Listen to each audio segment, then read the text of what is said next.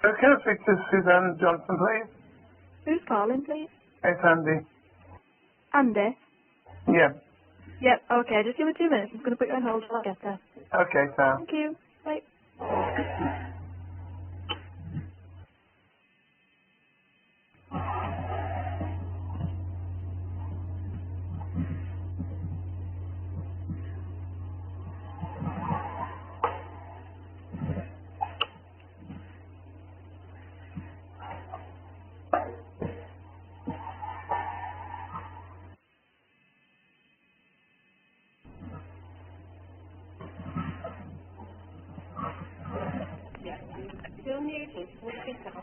Hello.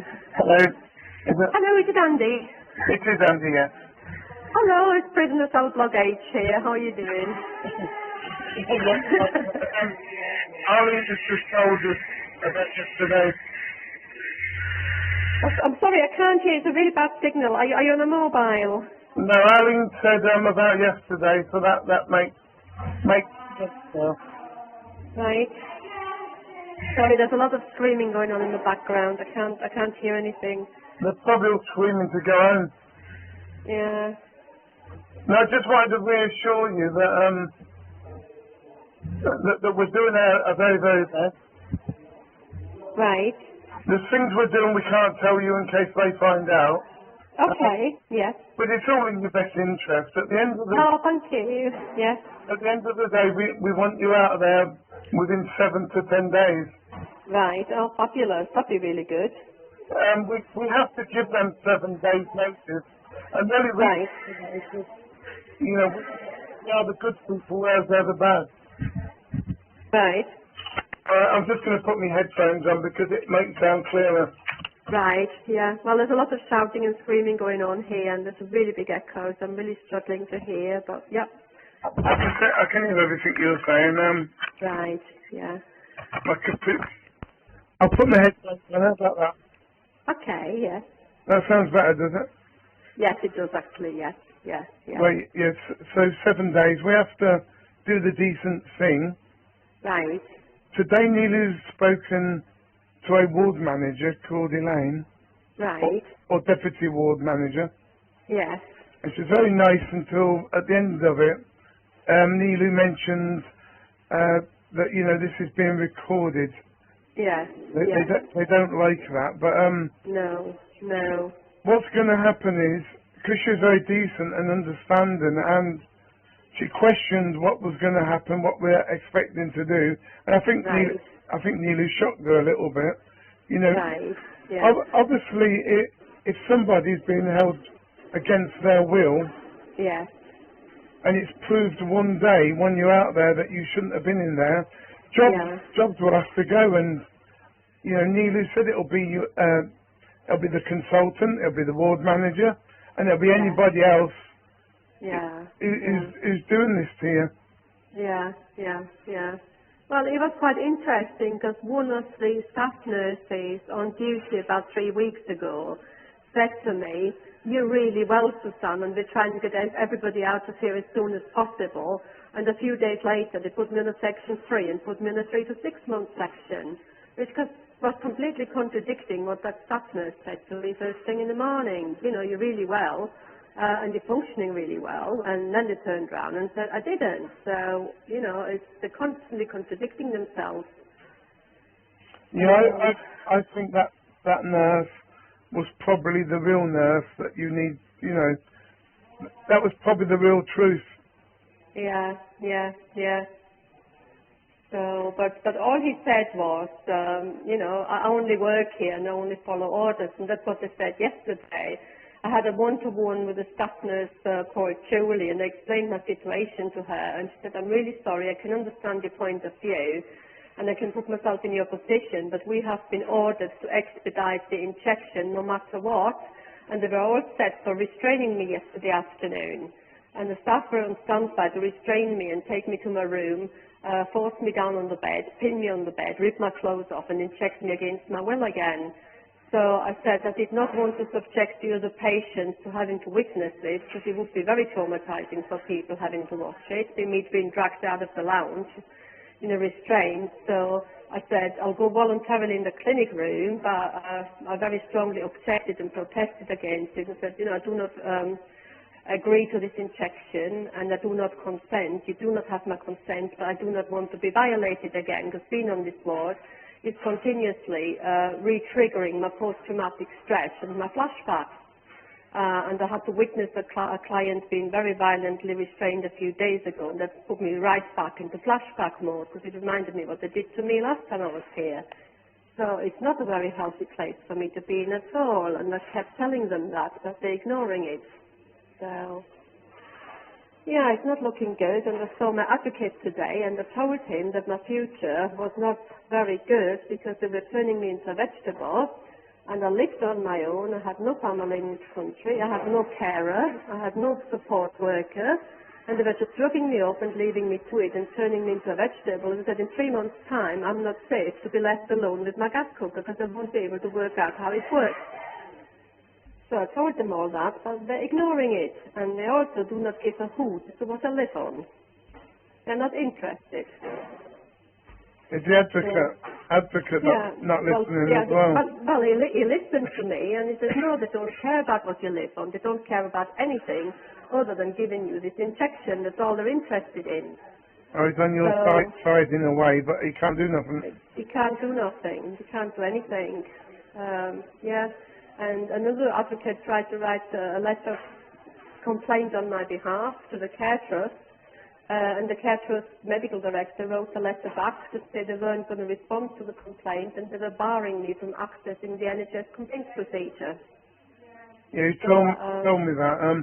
Just for the record again, you are Susanne Kellner Johnson, yeah? That's correct, I'm Susanne Kellner Johnson, yes. And you definitely, in your words, you shouldn't be in this hospital. I shouldn't be in this hospital. I'm perfectly sane, I'm perfectly healthy, I'm perfectly well. Well, I am until I get injected, because then I start to deteriorate. Because it's severely affecting my physical, mental, emotional and psychological well-being, and I'm seriously deteriorating whilst being held against my will in this prison, because they're preventing me from running my business, they're preventing me from earning a living, and they're making me so poorly with the forced drugging that I will no longer be able to function in a few months' time. In fact, I won't be able to remember my PIN number. I will not be able to go into town again because I'll be so drugged up that I'll be so confused that I won't be able to find my way home again. I've been there before, and because they're injecting me twice a month now with double the dose, it's not going to be long before I'm a vegetable, and then I'm going to get really stuck because I have no carer and nobody to look after me in the community, so I'll be left to my own devices. And if I can't cope, I'll be hospitalized immediately because I don't function in the community, and that's what they want. They want to drive me to a point where I'm a vegetable and they can no longer look after myself. And then they can keep there forever. Then they keep me here forever. That's right. Well, we're aiming at the next 8th of November. We're aiming at that date, that before then, you will at least know a date where you can go out and go home. Right. Yeah. I mean, it's not just that. We want your medical records cleaned of all this. I mean, you can do that in the future as well, but they shouldn't be having all this negative on the computer, you know. No, they shouldn't. And what they're doing, they're not actually working with real hard physical evidence.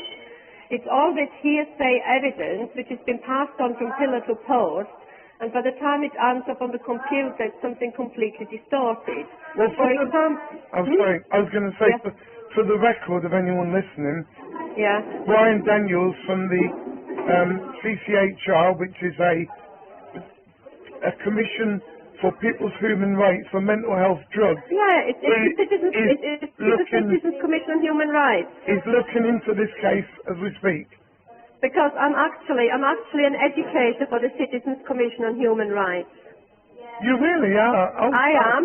I'm an official educator for the Citizens Commission on Human Rights. I have received the official education part. I'm speaking to Isabel from the Citizens Commission on Human Rights. I've been speaking to her for ages. I've been working with all the DVDs. I've used the Psychiatry and Industry of Step 1 for the latest college course as study material. And I'm actively promoting the DVD, Marketing of Madness. when I talked to somebody, and I said, can you pass this on to Brian urgently? The lady said, I'm aware of this lady, leave it with me, I'm sure we can help this one quickly. She's on my email list. She's on my copy BCC email list. It's Isabel from Citizens Commission on Human Rights. I'll send her some details as well then. Yeah, she's rung me up in the past. She's well aware of this case. She's got all the assault photographs and everything on record. What Nilu wanted, and I'll tell you who Nilu is if she rings you today. She'll probably ring in the evening. Nilu is an ex-chemist, so she knows exactly what these drugs are doing to you. Right, The specialist chemist in mental health. Yeah. What she wants, we've got your verbal authority. We're wondering, can we have your written authority? Because yes, I've got Julia's address. My aim is to go home tomorrow and type a letter of consent and get it to her tomorrow, so she should have it on Thursday. Well, Julia is doing something different to us. It's a way of sending a copy for me and Nilu to me. Right. Yeah, because I can't get on email at the moment. My email at home is blocked. I've checked. I've done some tests this morning, and it's not an internal problem. It's an external problem. So I've rung up Talk, and they're running a test on my line at the moment. I need to ring them back tomorrow morning to see if there's an external problem on my internet, on my broadband. You don't have a pen and paper there, no? No, I haven't. No. I'm in the corridor at the nursing station, but if I move from there, I lose the signal. All right. I think you did it last time, but it's with you. Yeah, they've locked the nursing station. I can't. I'll have a go and see if they give me a bit of paper. Muqtada, could I please have a bit of paper and a pen? Thank you. And somebody's just going to get me something. That would drive you bonkers just being there listening. I know, it's a lunatic asylum. It really is. And I can say that because I just finished a college course. Thank you. Have you got a pen as well? Thank you. I just finished a college course. I've got a government-approved certificate in mental health problem awareness. I've studied all the asylums. I've studied the whole lot. So yeah, I've got a pen and paper now, and I'm at the table. Yep. Yes. It's Andy then, even if you only put Andy on, but Peacher. Yeah. P-E-A. Andy Peacher. P-A-T-H. Yeah. Number 23. Yep. Meadow Court.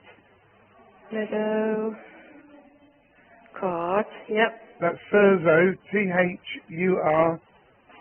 Yep. Thurso. Sorry, Thur. T for Tango, H for Hotel. Yep. U for Umbrella, R for Romeo, S for Sugar, and O for Oscar. So Thurso. And then, sorry, Thurthus. No, there's so much noise in the background, sorry. T for Tango. Yeah. H for Hotel. Yeah. Then U for Umbrella. Yeah. R, S, Romeo, Sierra. And then O for Oscar at the end. Thurso. Yeah. KW1, Kilo Whiskey 1. Kilo Whiskey 1. 48. 48. DD, Delta. Delta.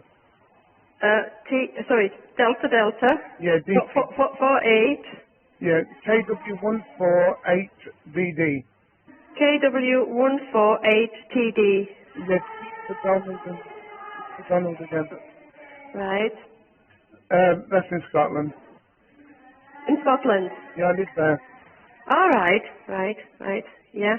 Yeah, so that is for giving me authority, and Nilu, which is NEE. LU. Berry, BERRY. NEELU, and then? Berry.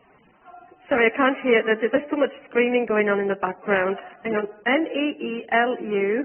BERRY. BEWRY.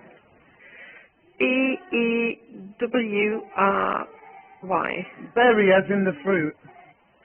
Oh, BERRY. Y.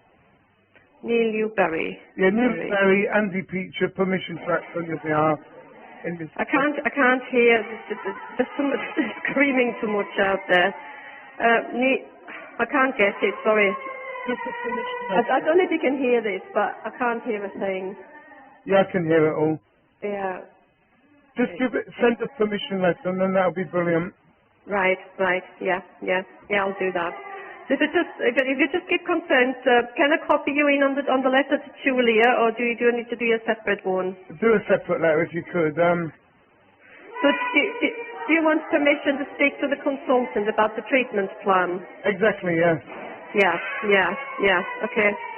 No problem. Yeah. And access to any information that we need. Right. But yeah. Yeah. But these people don't actually get any help. They're going to get help. They're not getting any help on here. And in fact, the local newspaper, the Craven Herald, just covered one of the patients from this ward who was allowed leave and tried to commit suicide whilst on half an hour leave because she's not getting any help in here. That was in the Craven Herald.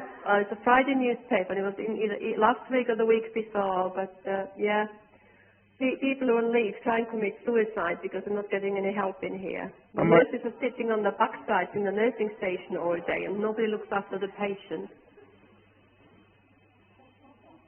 There's no help in here other than medication and injections. Nothing, absolutely nothing, and nobody even talks to the patients. They're not interested in what's happening for people. And I tell you what, I'll ring you in a couple of days in the evening. Yeah. Well, if Neely rings, talk to her. She's passionate about what she does, and you may not always agree with what she wants to do. It's not not bad, but just whatever you think, let her anything best at the moment get you out. Ask you talk to her after that. Right, no problem at all. Well, it's an 18-year horror story, but I've just requested access to all my complaints records because I had boxes and boxes and boxes of paperwork, and I had to bin a lot because I decorated my house. But it's all the evidence is locked in the complaints records. So on the 11th of September, just a few days before I got arrested, I actually asked for official access on the NHS procedures for all my complaints records, because all the evidence is in there. So I've asked for copies, and I've also just a couple of days ago asked for a list of all Section 135 arrests, list of all Section 136 arrests, and a list of all admissions in handcuffs in a police van, because that's what they usually do to me. So, so hopefully they'll give me the records, and then I've got a bit more to go on, because I've had 6 years of forced depot injections already, and they completely destroyed my date memory and my photographic memory. It's gone, completely gone. Well, sadly, this is quite common, but if we can do something for you, then it's one less suffering. Yeah. Well, at the moment, what concerns me is that they've doubled the dose of the injections, and instead of once a month, it's now every fortnight. So that's going to be very detrimental. So it's not good. Anyway, let's hope for the best. I'm hopeful. I've sent all your problems to the Royal Psychiatrist people, saying, look, she's been robbed, and look into it. The Quality Care Commission, everything. Julia's doing the same. Nilu's doing the same. If it comes from more than one, they're going to listen. Yeah. We've only dealt with 3 cases, and they've been released. So really? we've never lost yet. Oh, that's fantastic. That's really fantastic. So that may be some inspiration and hope. Yeah. Well, I've never given up hope. Because hope is all I have. Well, we have a little ACE card up our sleeve. If they don't give you a release date in 7 days, we have something that will shut them up for good. It's a common law tool, and Arlene said don't mention it on the phone. But she'll tell when she next meets you what it is. But if you're clever at guessing, it begins with C for Charlie and L for Lima. It's a 2-word thing that we're going to, and it's no different than going into court and issuing a summons. But this is common law. Yeah. Oh, fabulous. Thank you so much. I really, really appreciate it. No problem. Yeah. Well, I mean, I'm already telling the media about it in the local area. Yeah. Well, I sent Arlene some photographs of my home, and my care plan actually says that my home is always immaculate, and that I'm always really well presented and tidy. So nobody understands why they're managing to get Section 135 warrants from arrest, claiming I'm unable to care for myself, because it's completely contradicting what it says in the care plan. Yeah, no, Arlene said that. I've got one little thing I found out. Now, I hope they are listening now. Yeah. I've spoken to Airedale Hospitals, right? Yeah. A person, it doesn't matter who they was, very senior, and they said mental health in this area is controlled by Bradford Council. Now, now guess what? Bradford Council is, this is where you're going to think, wow. Bradford Council is run by Kirsten England. She is ex-North Yorkshire York City Council. She allegedly, I'll have to say that because there's a gagging order on it, somebody alleged that she was committing cover-ups with the local police, drugging people, putting people in mental health hospitals. The police were involved. I'm saying allegedly, but now she's in Bradford, and other cases are coming forward. Well, the police have tried to shut me up since 1998 when I started to complain to the IPCC about police violence.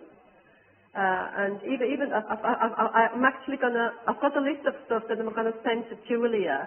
I'll send it you as well. It's actually a letter from 10 Downing Street, which was written to me on the Heather Ward here in 2007 after the police beat me up. And 10 Downing Street contacted the Home Office twice about a violent police assault on me in August 2007, and how the Home Office covered up a very violent police assault, and all of North Yorkshire covered up the police assault. So did the Bradford and District Care Trust. They covered it all up and said it was self-harming. And on that occasion, they actually invented a Section 135 warrant, which are proved did not exist because it was mentioned in the police investigation report that the police were handed a Section 135 warrant, and I subsequently immediately wrote to the Steeton Magistrates Court, and they confirmed that they had not issued a warrant. So somebody invented a 135 warrant to justify forced entry and forced removal of my person from my property in the August of 2007, and it was all covered up by the court, by the Home Office, and by the Care Trust. Wow. So how many times from the beginning to now have you been in hospital, and how many times have you been arrested? About 25 times since 1998, and there's a good 25 times. I've lost track now because I don't keep the dates because I've got too many horrific memories, but it's about 25 times. And I was just talking to another client, at the old Airedale Hospital, they threw me into seclusion once. I think it was in 2002. They threw me into a seclusion room for 3 days without, I'm short-sighted, I wear glasses, without my glasses. And this seclusion room only had a rubber mattress on the floor, and they locked me in the seclusion room for 3 days, refused to let me go to the toilet, and gave me no food or drink or water for 3 days. All they did was come in with a security guard from the hospital, throw me on the floor, rip my clothes off, inject me, and then leave me unconscious on the floor for 3 days. Yeah, that's my treatment in the UK. That doesn't sound humane at all.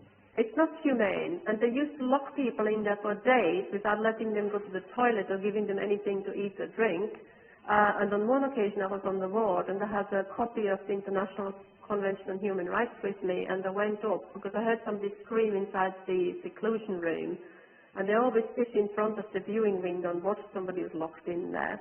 And I went up, and that person was on their hands and knees, pleading to be let go to the toilet. And all they did was open the door and throw one of those paper mache stick bowls in there. And then they slammed the door shut again. So I went up, much against, I took a really big risk. But I shoved the International Convention of Human Rights in their face. I said, look, you let that person out right now. That's the convention. And if you don't let them out right now, I'm going to report you to the Human Rights Court in Strasbourg. And then eventually let the young man out and let him go to the toilet. But they nearly threw me back in there because I dared to do it. That's what's happening on these mental wards. It's not human. It's absolutely not human. So you spent most of your life for the last 18 years. For the last 18 years, I must have spent a good 6 years in total locked on a mental ward, and I always fought back. I always tried to work. I always tried to get off benefits, and I always tried to work. And after the incident in 2007 with North Yorkshire Police, where they beat me up on a Sunday afternoon in broad daylight in the street, because I made too many complaints, and I wrote to the House of Lords, I wrote to the House of Commons, I wrote to everybody with their assault photographs and the bruise charts and the invented 135 warrants. Nobody would deal with it. But after that, North Yorkshire Police started making entries on my CRB check about all sorts of things. And they messed up my CRB check so much that I couldn't work anymore because I had no chance of getting work. And it wasn't until my MP stepped in, I think it was in 2012, my MP stepped in and I managed to clear my CRB checks so I could start working again. What police was that again? It's not the Yorkshire Police. Oh, it's the CAB checks. It's a CRB check, the Criminal Records Bureau, the CRB check, the Criminal Records Bureau check. They're not called DBS checks, disclosure and barring checks. At the moment, mine is clear, but they're continuously trying to make entries on my CRB check, and they actually, it's I haven't got a criminal record, obviously, but the Chief Constable of North Yorkshire Police has got the discretion to put comments on there, and they made plenty of comments about the tenancies at my house under the Mental Health Act, and they were listing 135 warrants on my CRB check.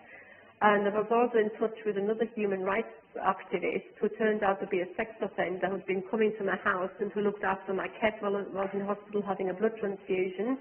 And North Yorkshire Police took it upon themselves to put this entire criminal record on my CRB check simply because he'd been to my house for a meal. Are you allowed to mention that person? Are they on the internet? I'm not allowed to mention that person because that person is fighting their own battle and they're currently in prison. I think I know that.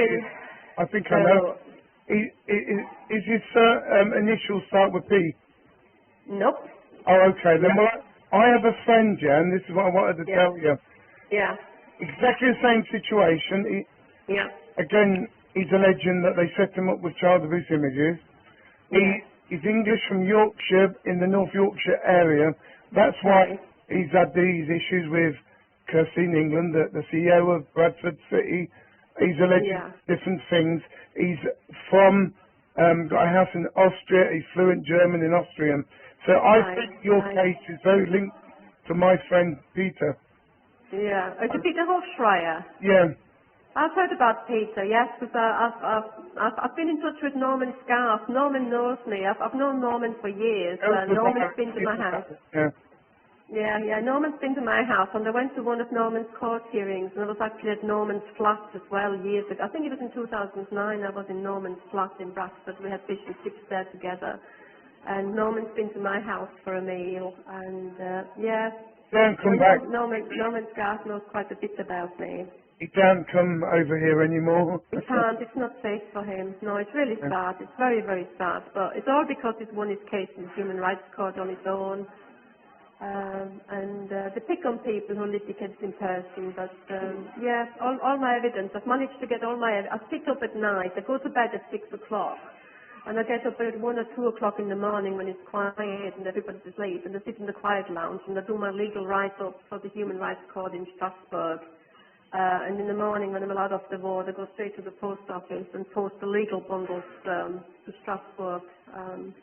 So all I've got to do now is fill in the request. I've got to do the proper application form with all the violations of every article. But a lot of what I've told you is already with them in writing and evidence. So send anything you want to send it to me. And also the authority for me and Neely, that'll be great. Peter is actually out of jail now, and he's fighting his extradition to Austria because they want him to face similar charges over there. Again, he's fighting. He's got a good lawyer now after many bad lawyers, and we think there must be some link in Yorkshire with different cases. There's too many cases in Yorkshire. North Yorkshire Police is totally corrupt. They're really, really corrupt. They cover everything up. Because one of the officers in my case was a Sergeant Scott from Cross Hills Police, and he dragged me naked out of the bath in 1998. And he was in charge of the local area, and I was handcuffed very violently assaulted by police in front of my 5-year-old daughter, only inches away from her face with the slammed handcuffs on. And she was left completely shocked and horrified and traumatized. And they tried to give her a mental health record of having childhood depression, when all she had was severe post-traumatic stress about having watched her mother being assaulted in front of her. And they took her away immediately and they lost custody because I was dragged off into hospital. They covered everything up. And then in the report, in the police, they wouldn't do any police investigation. And Sergeant Scott came on the board to see me at the time when I tried to complain about the handcuffing in front of a 5-year-old. And he just basically said, I'm satisfied that you assaulted my officers, and that's that, and you're never ever going to get anywhere past me, and that's the end of all your complaints for now and in future. And that was that. I got anywhere after that. Right, okay, the last thing I wanted to ask, these doctors, the black doctor name, is that really him or is he an actor? Which one? I can't remember his name now. Let me have a look on here. Right. Dr. Obviously, we know the English lady's a real one. Tabini Songo? Oh, Tabani Songo. That's the black gentleman. He's the ward manager. Is he a real, is that really him? Yeah, he works here. That's really him. That's the ward manager. Yes, he's the tall black man, Tabani Songo. Yeah, that's the ward manager. Every other name that we've got, there's pieces on the internet about them, good Tabani Songo, he plays football for Cowling Football Club. There might be something about that on the internet. Oh, okay.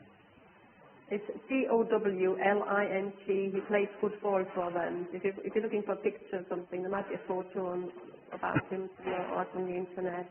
Brilliant.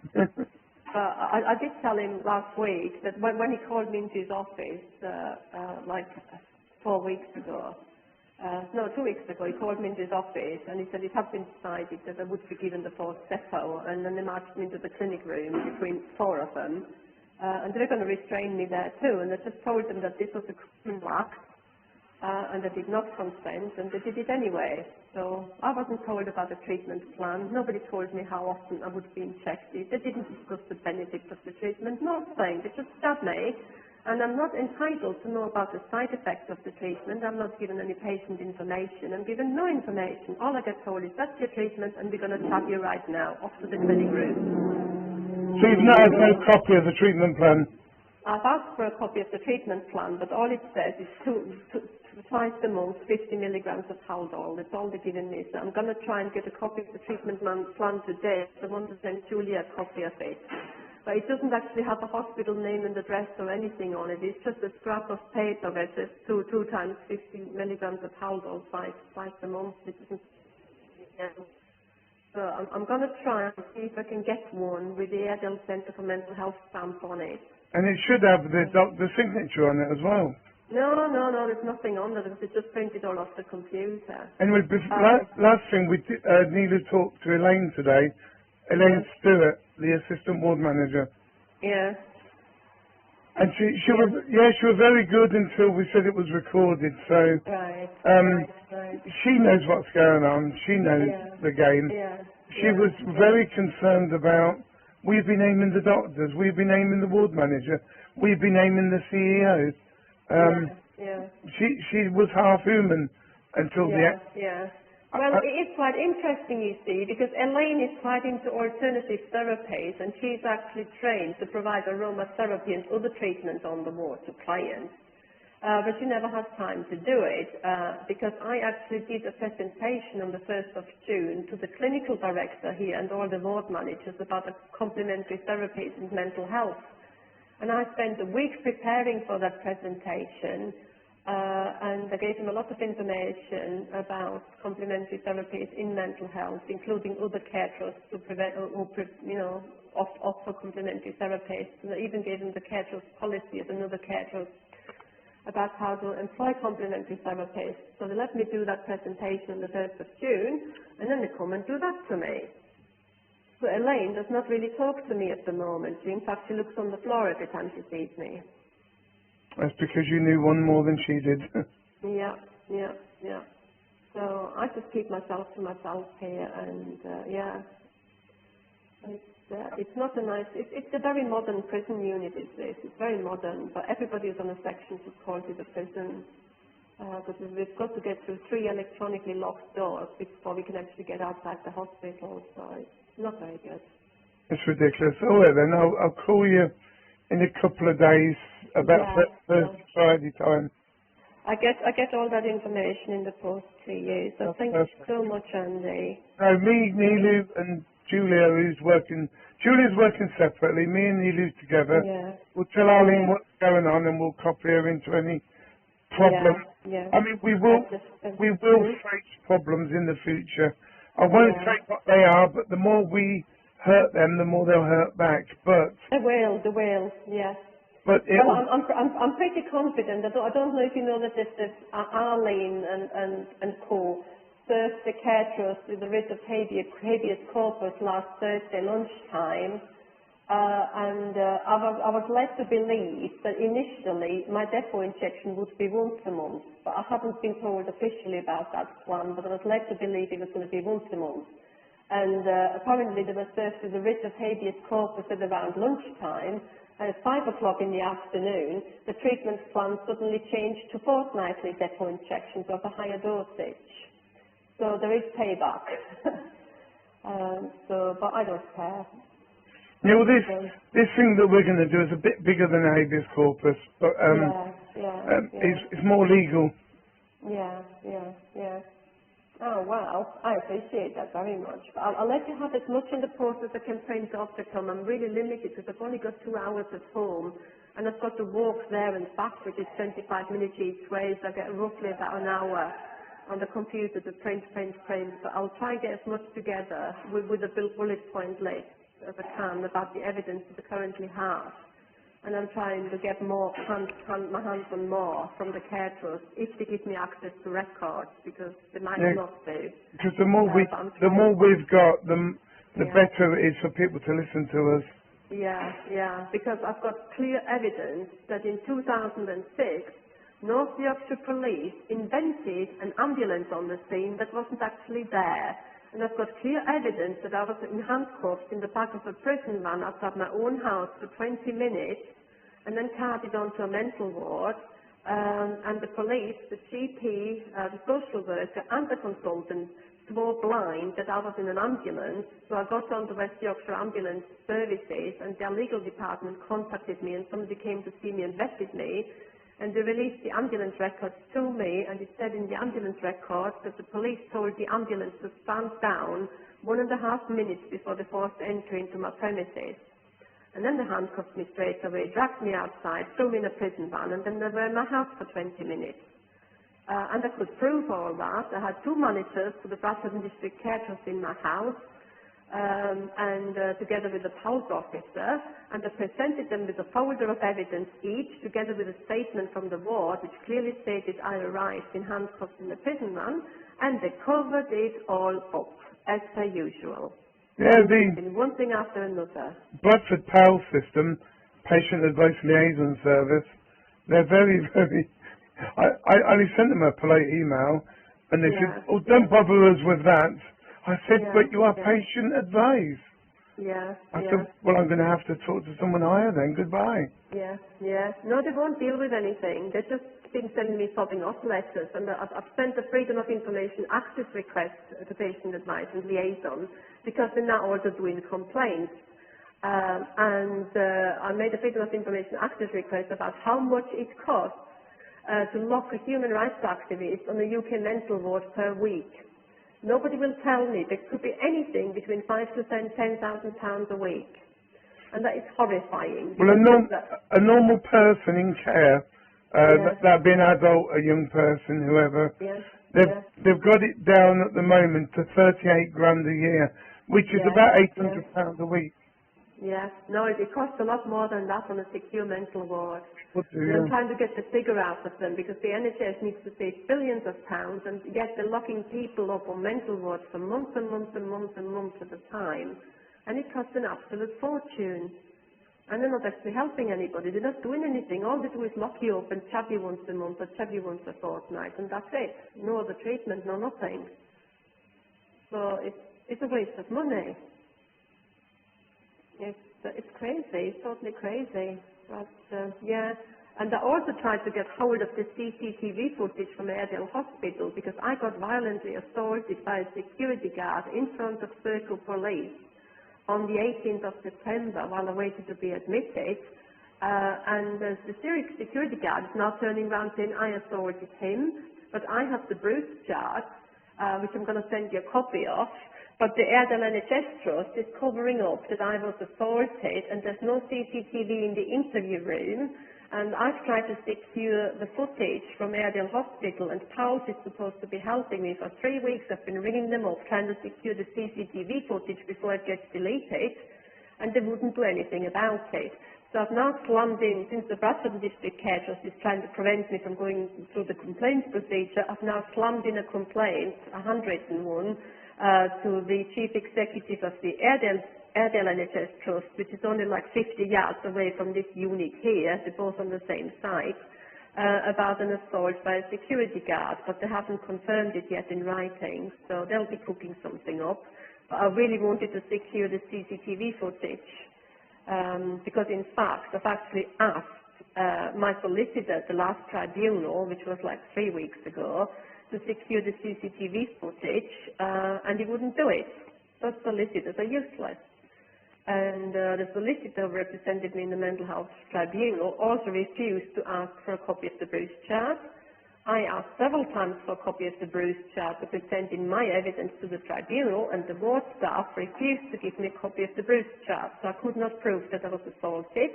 And the consultant insisted that I insulted the security guard in front of the police because he's wearing blind that I assaulted them. So that's the state of play. So I'll try and get you the bruise chart as well. Yeah, Arlene has sent me an email address for Salou Funds. I don't quite know what she wants me to do with it. Right. I don't know about. I'm just writing down what I need for it. I need a copy of the bruise chart as well. I can copy that at home. I think this. They're covering up a violent assault on me again, and I've written to my MP about it.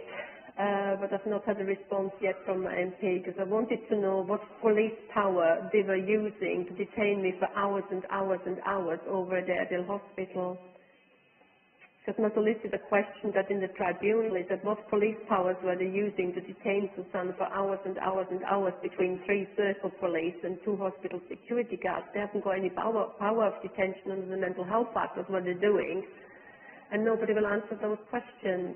Well, they technically do say that for your own safety, they have certain rights to detain you, but it's not ours.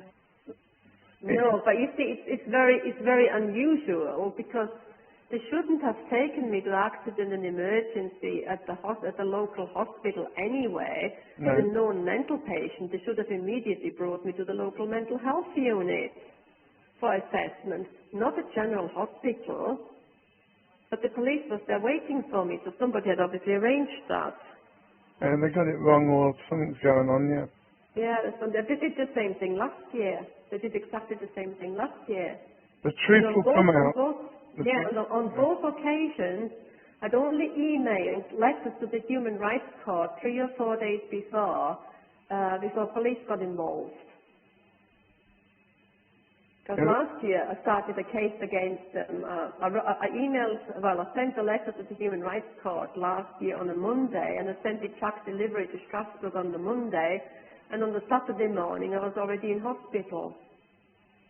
And the same thing happened this time. I started sending letters to Strasbourg on the Monday, and on the Sunday I was in hospital again. So every time I start getting evidence out of the country, I find myself on a mental ward again. So it's not a good pattern. It's not really good. No, I'll start sending Julia. She's written me a very good letter. I'll start sending them at random to the MSPs in Brussels to see if the members of the European Parliament, Yeah, well, I was coached by my MEP, Edward Macmillan Scott, in 1998 and 1999. My MEP in Brussels, Edward Macmillan Scott, was coaching me about human rights, and he sent me a leaflet about the Human Rights Convention, which I used to take my first case entirely on my own, single-handedly, to Strasbourg. And Edward Macmillan Scott was emailing me a lot, and he was giving me a lot of access to international human rights websites and international law that was going through European Parliament about human rights. And I kept constantly getting arrested whilst emailing European Parliament. In fact, one day, an ASW and 2 North Yorkshire police officers marched into my home while I was live online in one of these sites. And they nearly punched me in the face and would not let me switch my computer off, and dragged me out of the house and handcuffed me so violently behind my back in the lane that they cut off the circulation to my wrist, took me on a mental ward where my wrist had to be bandaged, and then they started immediately with forced injections. And it was a left-hand drive car, and nobody knew where that left-hand drive car had come from. And I recently found out that North Yorkshire Police has actually got a base inside Menwith Hill. Have you heard of Menwith Hill? I was told by loads of people that they have this ex-military base where they operate from when they're doing their illegal activities. I don't know any more than that. All right. Well, Menwith Hill, if you Google it, it's a National Security Agency base in Harrogate, near Harrogate in York. The giant golf balls, which are very clearly visible, and it's a National Security Agency base. They have about 2,000 National Security agents there. It's officially an RAF base, and they've actually rung me up because I wrote them a letter, because one of the guys came to see me years ago and he borrowed one of my magazines, which was about space weapons being controlled by Menwith Hill. And this guy was a pilot and he flew from there. He said, and he borrowed my magazine, so I wrote him a letter asking for my magazine back, and the RAF base manager from Menwith Hill actually rang me up a couple of years ago, and he said at that moment in time, I think there were about 4 British people working there, the rest were all Americans.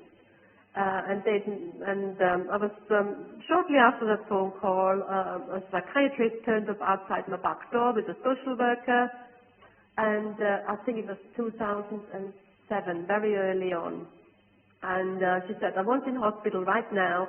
If you don't go into hospital, I'll come back with the police. And they'd only just beaten me up a few months before. So I jumped in a taxi, fled on a mental ward. And when I was released from the mental ward after loads of forced injections, there was a message on my answer phone, and it was from PC Mackenzie from Menwith Hill Security. He gave me Menwith Hill security number and asked me to ring him up, which I did. And he confirmed that they had a file on me, and the file on me was with another department. So since 2007, I've spoken to Menwith Hill, and I've had their telephone number. Wow. Yeah. Yeah. I guess that all people are whistleblowers. If you've passed a certain point, you are on that list. Yeah. And maybe that's where they get their targeted individuals list from, and, you know, they gang stalk you through that. I don't know. Yes, yes. I'm only a little player in this. I jump up and down and hope that spiritual angels will release people. Have you heard about Namaste Magazine? Did you know Namaste Magazine? Carl from Namaste Magazine. He knows a lot about my case. I spoke to him years ago at Buxton. Yeah, I've heard of that. I'd written an article for him, but I've been always getting up to mischief from the mental ward. I've been writing to government ministers, and I've been getting loads of letters, 10 Downing Street and House of Lords. They're all writing to me on the Heather Ward, and I was emailing Lord Eric Avebury privately from the mental ward. And he referred in one of his emails to a criminal element within the NHS. So, but sadly he's passed away now. But he wrote me several handwritten letters on the ward last autumn. So, yeah. It's best to keep all these things in more than one place so they can't be... Absolutely, yeah. Well, I haven't got the original letters anymore, so... yeah. It's very interesting, but I thought, I've never given up, but I thought, you know, it's just... it's not very good because you can't live if you can't plan, and I'm only fortunate in that I've got my own cottage and I have no mortgage and I don't pay rent. That's my only blessing, because otherwise I'd be homeless now. Well, we're trying to rack our brains, you know, what is it in it, what's in it for them, and... Yeah, well, they're just trying to shut me up. I've got far too much evidence against the police and against the care trust. I've got far too much evidence about them lying and covering up. Yeah, that seems to be a common pattern in everybody's case. Yeah. Because I've been to every solicitor in this country, because Sherry Blair offered me years and years and years ago to represent me as a QC. I got a letter from her private secretary whereby she offered to represent me as a QC. But no solicitor was prepared to take this case on. My Asian friends in 2007 and 2008 recommended I go to Imran Khan because he helped the Asians in the Bradford riots against the police. Well, I sent a lot of the evidence to Imran Khan, and he just didn't want to take this case on. And I've been to every large human rights firm in this country, and nobody will touch this case. They just will not touch mental cases. So it's very, very difficult. So I just have to read law books and, you know, do my own thing with the human rights court. Julia's sending all this to Edward Ellis. He's like I said, he's that lawyer. But if Peter's lawyer gets anywhere, I mean, because you are originally from abroad, there's kind of an international element there. He will take on whistleblower cases with an international element. Right. I won't tell you his name over here, but should we use him, he would take on the case. Right. But I would email it or give it to Arlene, and Arlene pass it over to you by hand. Right. Yes. No problem at all. Yeah. I'll try and get hold of these documents. Yep. No problem. Yeah. All right then. Well, thank you so much for ringing. I really, really appreciate your time. You know, that name, North Yorkshire Police were trying to doctor your criminal record check every now and again. Which chief constable was that? I know the name. I don't know. I don't know who was chief constable at the time. It's not listed on the CRB check. I bundled all my original documents together and sent them to the House of Commons just days before I got arrested, because I had to get the stuff out of the house. Because every time the police is around, they search my premises and stuff disappears. So I bundled it all off to the House of Commons and asked my MP to make a presentation, but I've just sent him a letter to say, could you please return all original documents? And that doctored CRB check was actually in original form within that bundle. So I'm just waiting for my MP to send me all the documents. I'll give you, what year was it anyway, and then I can give you two names. I think 2009. It was 2009. Was it Maxwell? Pardon? Was it Chief Constable Maxwell? I don't know who it was. I have no idea who was Chief Constable at the time. I have no idea. I don't know. There was Chief Constable Maxwell, and then it led on to David Jones. I don't know. All I know is it was August, September time, 2009. So whoever was in charge of North Yorkshire Police in August, September 2009 did that. Yeah, that would be Chief Constable Maxwell then, because looking at another blog, he was being written to that year by somebody else. So it must have been Maxwell. But anyway, there's definitely links with other cases. All right then. I've let you go, and I've told Neely when you go to bed. I said you go to bed in the evenings at 6. That's right. I disappear into my room at 6:30 because there is just too much noise, and but I usually get up in the middle of the night to do my evidence writing. I've got studying law. And I've told that you're out in the mornings between 9 and 11 normally. Yes. It's a 'Cause, at the moment, I've got 2 hours off the ward. So what I try and do is I try and leave here just after 8 o'clock and get home and be back just after 10 o'clock. So I'm usually not on the ward between 10 past 8 and 10 past 10 in the morning. That's when I'm at home or travelling to and from home. But all other times I'm here at the moment. Yeah, I've told her best times is 10 to 6, you know. 10 to 6 is a good time. Yeah.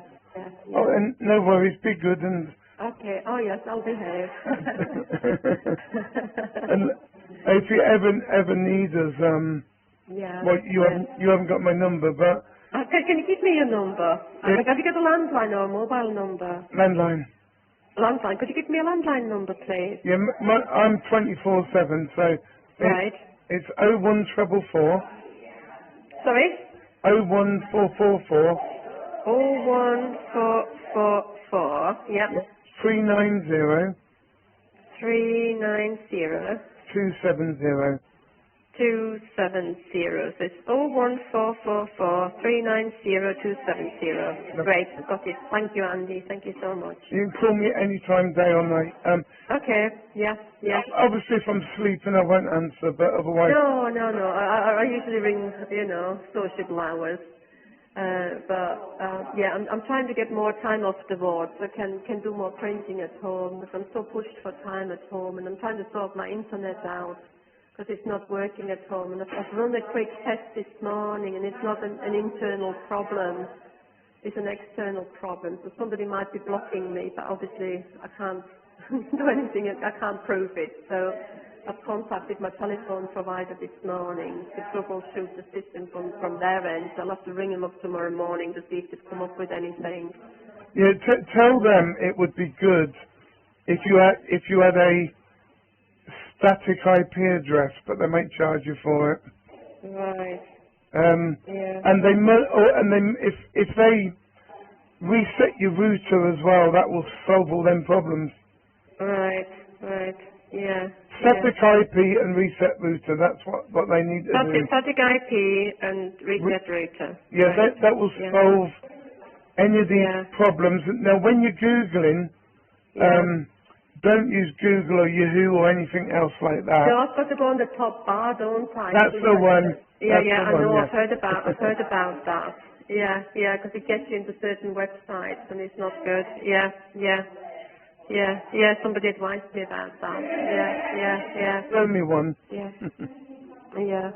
No, there's others out there. Yeah. Okay then. So thank you so much, Andy. Thank you. Thanks, Dan. Okay, Bye-bye. thank you. Bye.